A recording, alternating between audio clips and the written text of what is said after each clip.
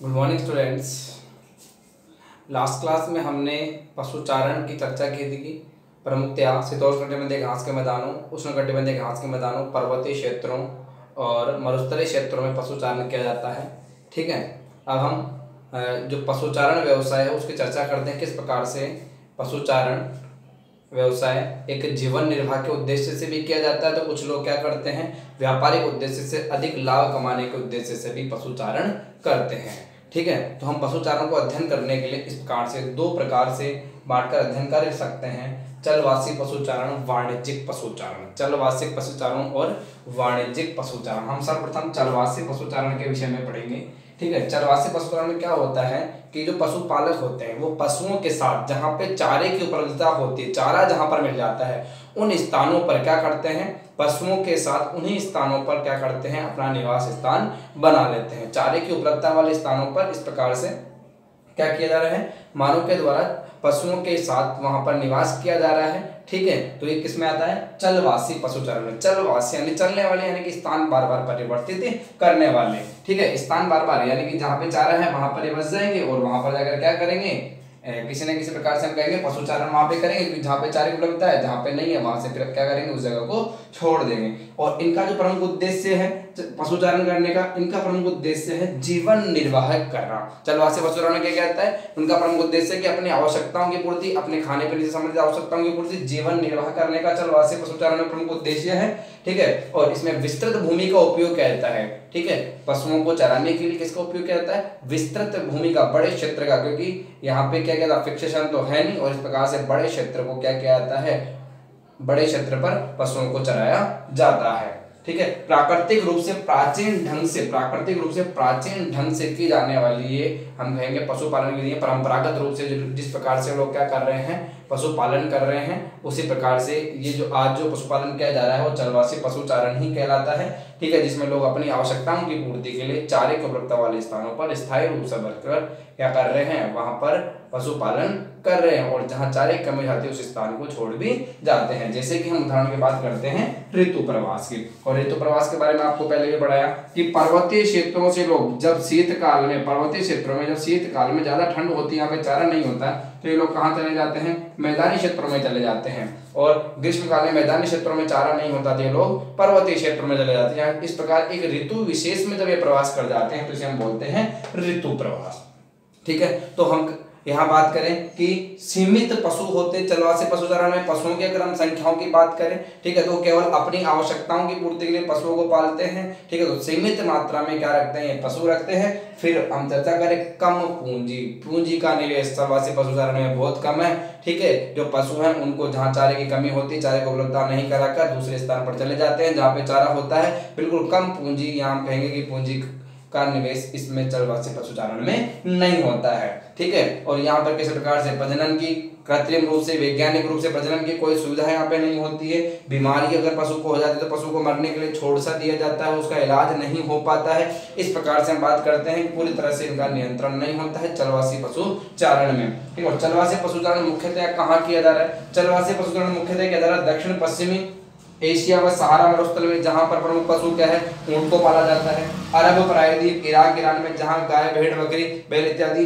सभी प्रकार से हम कहेंगे कि इस प्रकार के पालतू पशुओं को पाला जाता है। हिमालय पर्वतीय क्षेत्रों में जो गुज्जर, बकरवाल, गद्दी, भूटिया जनजातियां, देखो नाम यह है, गुज्जर, बकरवाल, गद्दी और भूटिया, ये लोग भी क्या करते हैं, ऋतु प्रवास करते हैं। ये लोग भी क्या करते हैं, ऋतु प्रवास करते हैं। ऋतु प्रवास कैसे करते हैं, ये शीतकाल में चारे कमी जाती तो मैदानी क्षेत्रों में चले जाते हैं, और जैसे ही हम कहेंगे शीतकाल खत्म होता है, ग्रीष्मकाल में मैदानी क्षेत्रों से पर्वतीय क्षेत्रों की ओर चले जाते हैं। इस प्रकार लोग क्या करते हैं, आज भी जनजाति हिमालय क्षेत्र की गुज्जर, बकरवाल, गद्दी और भूटिया क्या करती है ना, ऋतु प्रवास। ठीक है ना, क्या करती है, ऋतु प्रवास। वैसे तो चलवासी पशुचारण का जो क्षेत्र है वो सीमित होता जा रहा है, और आज लोग जो पशुचारण करते हैं उसे कहीं न कहीं व्यापारिक स्तर प्रदान करने का प्रयास कर रहे हैं। ठीक है, इस प्रकार से हमने चलवासी पशुचारण के विषय में पढ़ा। अब हम बात करते हैं वाणिज्यिक पशुचारण। अब वाणिज्यिक पशुचारण से क्या मतलब होता है, यानी बड़े क्षेत्र पर पशुओं को रखा जाता है। वाणिज्यिक पशुचारण से मतलब क्या होगा, बड़े क्षेत्रों पर पशुओं को रखा जाता है और बड़ी संख्या में पशु होते हैं। इनका प्रमुख उद्देश्य, वाणिज्यिक पशुचारण का मुख्य उद्देश्य क्या होता है? व्यापार करना, अधिक से अधिक क्या करना है? लाभ कमाना। जो उत्पाद हो रहे हैं उन उत्पादों को बेचकर क्या कर रहा है? लाभ कमाना है। ठीक है, दूध इत्यादि बेचते हैं, मांस इत्यादि को बेचते हैं, ठीक है, और उससे ज्यादा लाभ कमाने के लिए इस प्रकार से किया जाता है। और इसमें एक ही स्थान पर क्या किया जाता है? हम कहेंगे कि बड़े बड़े फार्म बनाए जाते हैं और इन फार्मों को बनाकर क्या किया जाता है? लगभग 100 से 500 तक अधिक संख्या में यहाँ पे क्या रखे जाते हैं? पशु रखे जाते हैं। अधिक संख्या में यहाँ पे पशु रखे जाते हैं और फिर व्यापारिक उद्देश्य से इनका पालन किया जाता है। जो बड़े बड़े फार्म होते हैं जिन्हें क्या कहा जाता है? रेंज कहा जाता है। बड़े बड़े जो फार्म होते हैं वाणिज्यिक पशुचारण में क्या कहा जाता है? रेंज कहा जाता है। पूरी तरह से यहाँ पे क्या की जाती है? वैज्ञानिक विधियां काम में ली जाती है। किस प्रकार की विधियां? वैज्ञानिक विधियां। प्रजनन की हम बात कर सकते हैं, वैज्ञानिक विधियां काम में ली जाती है। कोई पशु की बीमारी हो जाती है क्योंकि इतने पशु को एक साथ रखा जाता है तो फिर क्या किया जाता है?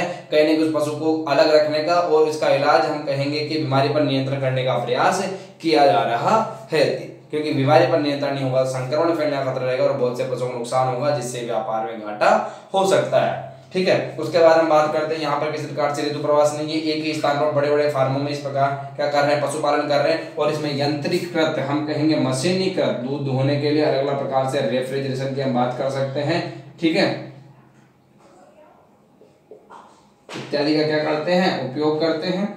उसके हम चर्चा करते हैं कि वाणिज्यिक पशुचारण है, इसमें पूंजी का अधिक निवेश होता है, क्योंकि बड़े फार्म बनाने हैं, ठीक है, बड़े फार्म बनाने हैं और इसके अलावा इतने सारे पशु लाने हैं तो उसमें धन का निवेश तो होता ही है, यानी लाभ कमाने के लिए यहाँ पर पूंजी का निवेश भी हो रहा है। और हमने जैसे बात की प्रजनन विधियां, नई नई विधियां यहाँ पे जो काम में ली जा रही है, बीमारियों पर नियंत्रण करने का प्रयास किया जा रहा है। अलग अलग प्रकार से वाणिज्यिक पशुचारण में अधिक से अधिक लाभ कमाने के लिए ऐसा कार्य किया जा रहा है। देखो, चारे की व्यवस्था के लिए क्या करते हैं? किस प्रकार से कार्य करते हैं? एक बड़ा क्षेत्र होता है, बड़े क्षेत्र को विभिन्न भागों में डिवाइड कर लेते हैं, ठीक है, पहले इस क्षेत्र में पशु को छोड़ते हैं, फिर इसमें और फिर इसमें, इस प्रकार से क्या करते हैं? क्रम से इस प्रकार से ये पशु को क्या करते हैं? चरने के लिए छोड़ते हैं और जब तक अंतिम क्षेत्र तक पशु चरने के लिए आते हैं, प्रथम क्षेत्र पर वापस से क्या हो जाती है? घास या चारा हो जाती है, जिससे इनका ये जो क्रम है पशुओं को चारा देने का वो चलता रहता है और बड़े स्तर पर ये उत्पादन प्राप्त कर पाते हैं और इन्हें बेचकर लाभ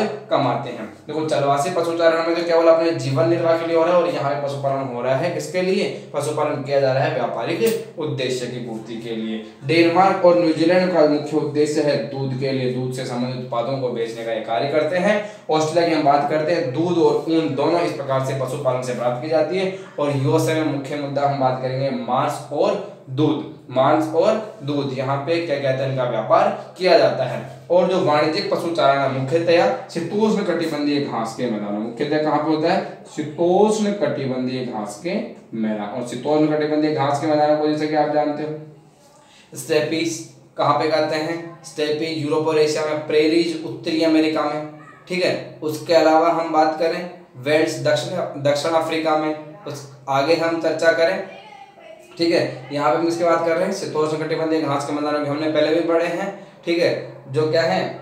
वाणिज्यिक पशुचारण के प्रमुख क्षेत्र, वाणिज्यिक पशुचारण के प्रमुख क्षेत्र, जहाँ पे व्यापारिक उद्देश्य से क्या क्या आता है? पशुपालन किया जाता है। तो क्या हो गया? वाणिज्यिक पशुपालन। और जहाँ पे स्थान बदल कर लोग, या हम कहेंगे स्थान परिवर्तित कर चारे की तलाश में एक स्थान दूसरे स्थान पर भटकते हैं और अपने जीवन निर्वाह के उद्देश्य से जो प्रकार से पशुपालन करते हैं, किस श्रेणी में आता है? जलवासी पशुचारण की श्रेणी के अंतर्गत उसे हम शामिल कर सकते हैं।